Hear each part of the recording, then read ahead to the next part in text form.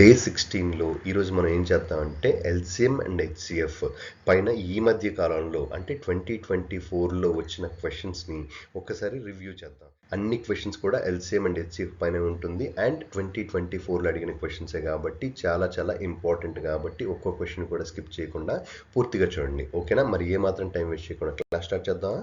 Question number 1. Three numbers are in the ratio 1:2:5 and their LCM is 1600. The HCF of the number ఎంత అని అడుగుతున్నాడు sir. ఏం ఇచ్చాడు? Ratio ఇచ్చాడు, LCM ఇచ్చాడు. కావాల్సింది ఏంటి? హెచ్సిఎఫ్. ఇలా ఎప్పుడైనా ఇచ్చినప్పుడు మీరు చేయాల్సింది ఏంటంటే ఇది ఇంటూ ఇది ఇంటూ ఇది చేయాలి. అంటే ఏమవుతుంది? 1 × 2 2, 2 × 5 అంటే ఎంత? 10. 10 ఇంటూ హెచ్సిఎఫ్ ఈక్వల్ టు ఏమవుతుంది అంటే ఎల్సిఎం అవుతుంది. ఇది ఎప్పుడు కూడా మీరు గుర్తుపెట్టుకోవాలన్నమాట. ఇప్పుడు 10 ఇంటూ హెచ్సిఎఫ్ ఎంత తెలుసా? మీకు తెలియదు. ఎల్సిఎం ఎంత? 1600. రైట్. ఈ జీరోకి పోతే హెచ్సిఎఫ్ ఎంత అవుతుంది? 160 ఈజ్ ది ఆన్సర్ అవుతుంది అనమాట. ఇలాంటి క్వశ్చన్స్ వస్తే ఎలా చేయాలో అర్థమైందా? క్వశ్చన్ నెంబర్ 2 చేద్దాం ఇప్పుడు. Question number 2. The LCM of the numbers 5, 12.5 and 0.05 is అని అడుగుతున్నాడు. ఈ మధ్య కాలంలో ఇలాంటి point based questions and decimal based questions ఎక్కువగా వస్తున్నాయి కాబట్టి ఇలాంటి వాటిని ఎలా చేయాలో తెలుసుకుందామా? ఫస్ట్ అయితే ఏం చేయాలంటే పాయింట్ తర్వాత ఎక్కువ స్థానాలు దేనిలో ఉన్నాయి చూడండి. దీనిలో 2 డిజిట్స్ ఉన్నాయి, దీనిలో 1 డిజిట్ ఉంది. అంటే ఎక్కువ స్థానాలు దీనిలో ఉన్నాయి కాబట్టి దాన్ని ఫస్ట్ రాసుకోండి. అంటే ఎలా రాసుకోవాలి అంటే 0.05లో ఓన్లీ 5 మాత్రమే రాసుకోండి. సో ఇప్పుడు ఇలా 5 చేసుకోవాలి అంటే దీన్ని దేంతో మల్టిప్లై చేయాలి? 2 స్థానాలు ఉన్నాయి కాబట్టి 2 సున్నాలతో మల్టిప్లై చేయాలి. అంటే దేంతో చేయాలి? 100తో మల్టిప్లై చేయాలి. రైట్. సో మరి దీనికి 100తో మల్టిప్లై చేస్తే మరి మిగతా వాటికి కూడా 100తో మల్టిప్లై చేయాలి కదా. చేయండి. 12.5 × 100 అంటే ఎంత అవుతుంది? 1250 అవుతుంది. 5 × 100 అంటే ఎంత అవుతుంది? 500 అవుతుంది. ఇప్పుడు 500కి 1250కి 5కి ఎల్సిఎం ఏమవుతుంది? 2500 అవుతుంది. రైట్. ఎల్సిఎం ఏమైంది? 2500 అయింది.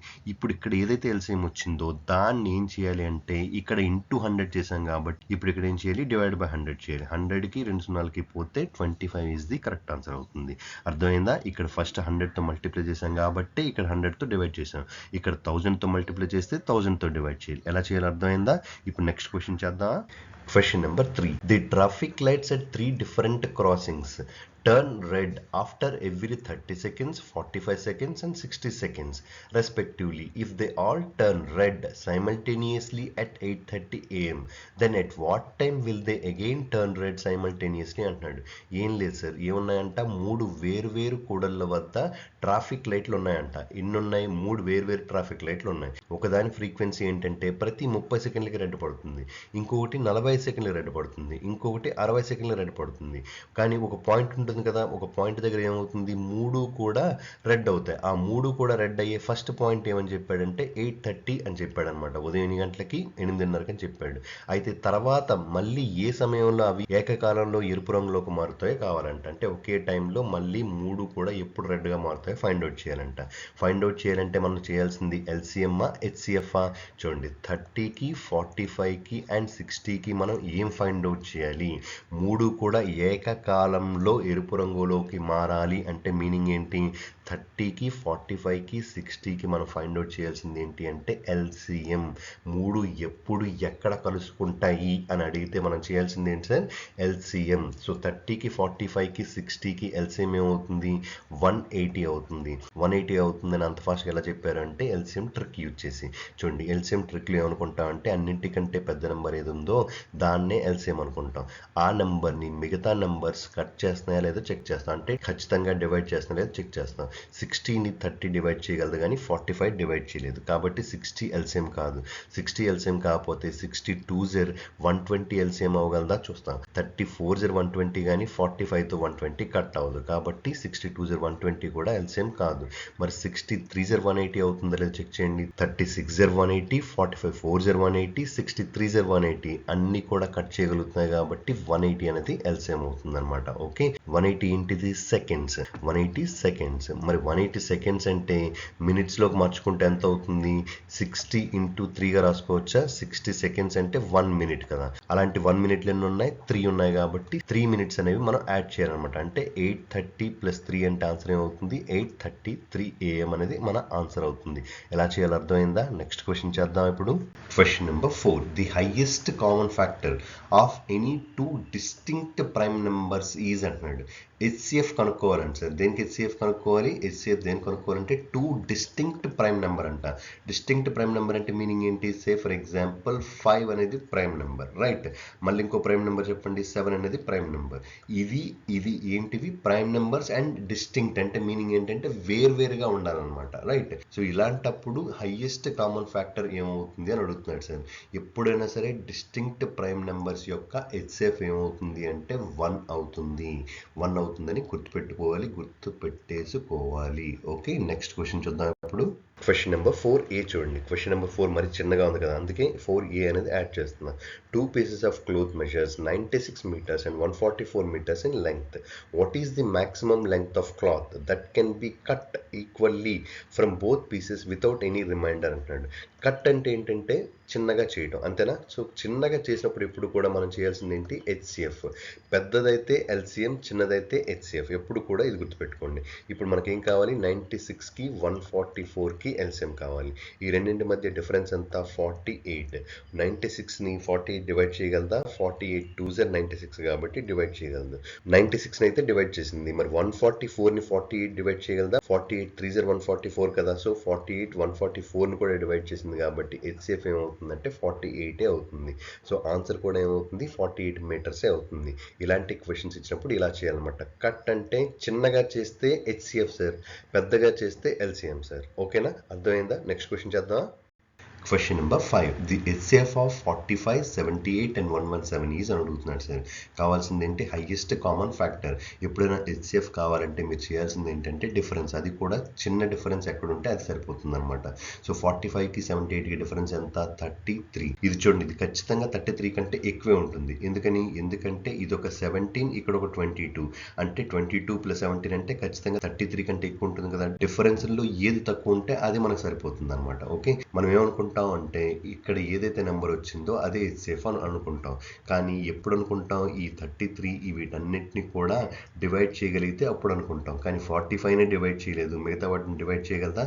చేయలేదు. కాబట్టి 33ని వదిలేయండి. 33 అనేది హెచ్సిఎఫ్ కాకపోతే మరి హెచ్సిఎఫ్ ఏమవుతుంది అంటే 33 ఏ టేబుల్లో ఉందో పైనుంచి కిందకి వెళ్ళాలన్నమాట. సో ఫస్ట్ 33 ఏ టేబుల్లో అపియర్ అవుతుంది? 11 అనే టేబుల్లో అపియర్ అవుతుంది. 45ని 11 కట్ చేయగలదా? కట్ చేయలేదు, కాబట్టి వదిలేయండి. దాని తర్వాత 33 ఏ టేబుల్లో వస్తుంది? 3 అనే టేబుల్లో వస్తుంది. ఈ 3 45ని కట్ చేయగలదా? కట్ చేయగలదు కదా, ఎందుకంటే 4 + 5 9 కాబట్టి కట్ చేయగలదు. 7 + 8 ఎంత? 15, అంటే 3తో కట్ అవుతుంది కాబట్టి ఇది కూడా కట్ అవుతుంది. 7 + 1 8, 8 + 1 అంతా 9. సో టోటల్ 9 కాబట్టి ఇది కూడా 3తో మనకి కట్ అవుతుంది అనమాట. సో అన్ని నెంబర్స్ కూడా 3తో కట్ అయ్యాయి కాబట్టి హెచ్సిఎఫ్ ఏమవుతుంది? 3 అవుతుంది. అర్థమైంది ఎలా చేయాలో? నెక్స్ట్ క్వశ్చన్ చేద్దామా? Question number 6. The HCF and LCM of two numbers are 6 and 1824 respectively. If one number is 96, then the other number is అని అడుగుతున్నాడు sir. Simple, dead simple question. మనం చేయాల్సింది ఏంటంటే HCF into LCM equal to first number into second number అనమాట. ఏంటి sir? HCF into LCM అంటే 6 into 1824 equal to first number ఎంత? 96 into second number ఎంత? and 2 అనుకుందాం. ఇప్పుడు మనకు కావాల్సింది ఏంటి? and 2 ఈక్వల్ టు ఎంత ఫైండ్ అవుట్ చేయండి. 6 1 6 16 జర్ అంతేనా? 16 6 జర్ అంతా 96. 16తో ఇది కట్ చేయండి. 16 1 16, 16 1 16, ఇక్కడ ఎంత ఉంది? 22 ఉంది, అంటే 16 1 16. ఇంకెంత మిగిలింది? 6 మిగిలింది. 64, 16 4 జర్ అంతా 64. సో ఆన్సర్ ఏమవుతుంది? 114 అవుతుంది. ఎలా చేయాలో అర్థమైందా? సింపుల్గా ఉందా? నెక్స్ట్ క్వశ్చన్ చేద్దామా? Question number 7. LCM and HCF of two numbers are 192 and 32 respectively. If one number is 64, find the other number అన్నాడు. మనకు తెలిసిన ఫార్ములా ఏంటి? LCM into HCF equal to N1 into N2. LCM ఎంత? 192, HCF ఎంత? 32, N1 ఎంత? 64, N2 ఎంత? Find out చేయాలి. 32 1 జర్ 32 2 జర్ 2 1 జర్ 2 9 జర్ 18, ఇంకెంత ఉంది? 12 ఉంది. 2 6 జర్ 12, అంటే 96 ఇస్ ది కరెక్ట్ ఆన్సర్ అవుతుంది అనమాట. ఎలా చేయాలో అర్థమైందా? నెక్స్ట్ క్వశ్చన్ చేద్దాం. Question number 8. The smallest natural number which is divisible by 9, 6, 72 and 76 is అని అడుగుతున్నాడు సార్.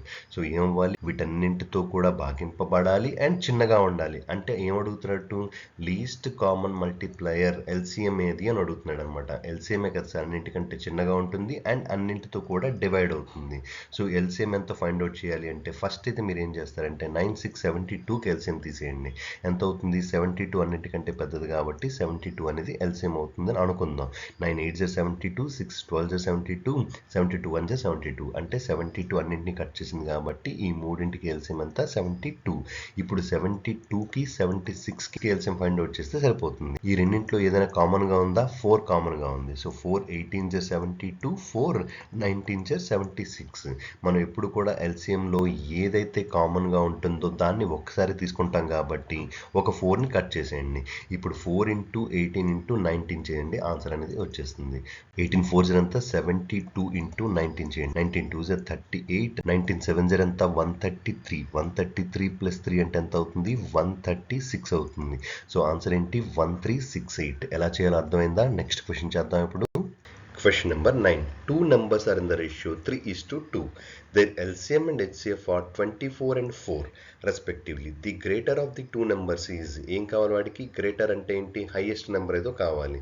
సో నెంబర్స్ ఏమని ఇచ్చాడు? 3:2 అని ఇచ్చాడు. మరి దీనిలో ఏది నెంబర్ పెద్దదవ్వచ్చు? ఈ నెంబర్ పెద్దదవ్వచ్చు. అంటే ఇక్కడ ఇచ్చిన ఆప్షన్స్లో అన్నీ కూడా ఏమవ్వాలి? 3తో డివిజిబుల్ అవ్వాలి. వీటిల్లో ఏది 3తో డివిజిబుల్ అవుతుంది? ఇది 3తో డివిజిబుల్ అవుతుందా? అవ్వట్లేదు. ఇది అవుతుందా? అవ్వట్లేదు. ఇది అవుతుందా? అవుతుంది. ఇది అవుతుందా? అవ్వట్లేదు. సో ఆన్సర్ ఏంటి? 12. ఇలా దీన్ని ఆన్సర్ సింపుల్ గా చేయాలి. అర్థమైందా? నెక్స్ట్ క్వశ్చన్ చేద్దాం ఇప్పుడు. Question number 10. The sirens of 3 companies sound together initially. మొదటిసారి 3 కంపెనీల సైరన్లు కూడా సైమల్టేనియస్ గా మోగుతాయంట. And then continue to sound at intervals of 12 minutes, 16 minutes and 20 minutes respectively.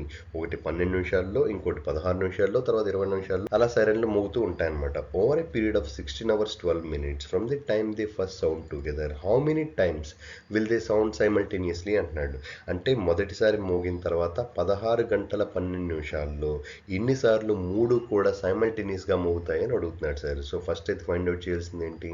12కి 16కి and 20కి LCM find out చేయాలి. 12కి 16కి 20కి ఎల్సిఎం ఏమవుతుందంటే 240 అవుతుంది.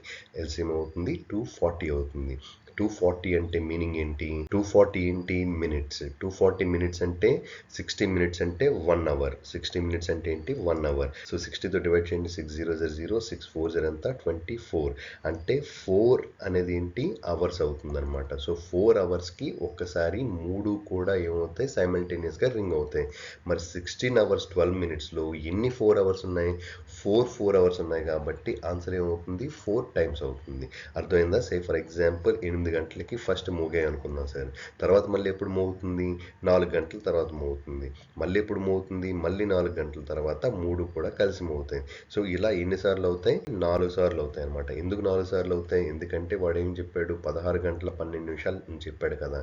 సో ఇక్కడి నుంచి 16 గంటల 12 నిమిషాలు అనమాట యాడ్ చేయాలి మనం. అంటే మార్నింగ్ 8 నుంచి ఇంకా 16 గంటల తర్వాత వరకు ఎన్నిసార్లు మోగుతాయి అంటే ఏమవుతాయి?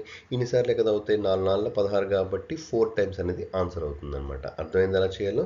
నెక్స్ట్ క్వశ్చన్ చేద్దామా? ఇప్పటి వరకు మనం చెప్పుకున్న క్వశ్చన్స్ అన్ని మీకు అర్థమయ్యా? అర్థమైతే ఈ క్వశ్చన్కి ఆన్సర్ చేసి ఆన్సర్ ఏమొచ్చిందో కమెంట్ చేస్తారా? వీడియో నచ్చితే please like, share and subscribe. Thank you.